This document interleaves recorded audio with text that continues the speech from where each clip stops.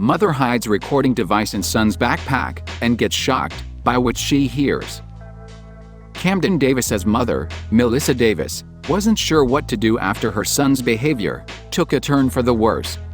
She reached out to her son's school to see if they knew why his attitude had changed, but no one seemed to care.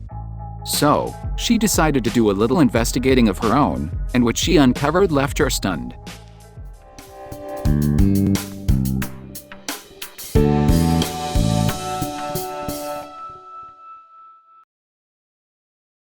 Davis considered herself lucky because her autistic son Camden got into the Greater Baton Rouge Hope Academy. She assumed her special needs son would be safe there. But she was mistaken. The academy prided itself on their ability to teach students who had learning disabilities like autism, Asperger's syndrome, ADHD, and Down syndrome. Davis noticed unusual changes in Camden's attitude a few months into the school year. He was more anxious and aggressive than usual, and he started wetting his bed, which was something he had stopped doing when he was 3. So she decided to talk to him about it. When she asked her son if anything was wrong, he wouldn't tell her. But she got the distinct impression that he was keeping something from her. And as a mom, she wasn't about to give up on him that easily. She paid Hope Academy a visit and tried speaking with school officials. But the school wasn't very accommodating. Davis had made the assumption that students were bullying her son, which is sadly not an uncommon occurrence in schools these days. She stuck a tape recorder inside Camden's backpack and sent him on his way. She was hoping that the device would give her some clue as to what was really going on at school. She realized that her measures were a bit desperate, but since the school didn't want to help her, she didn't have any other choice. As soon as Camden came home, she was eager to hear what was on the recording.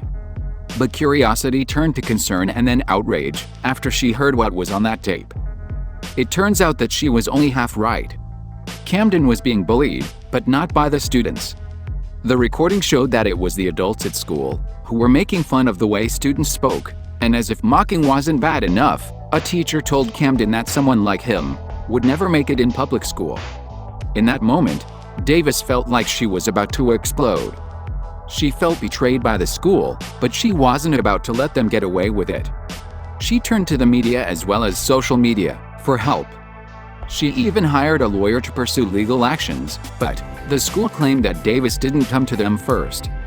And they immediately took actions to remedy the situation. This led to the eventual termination of 2 teachers.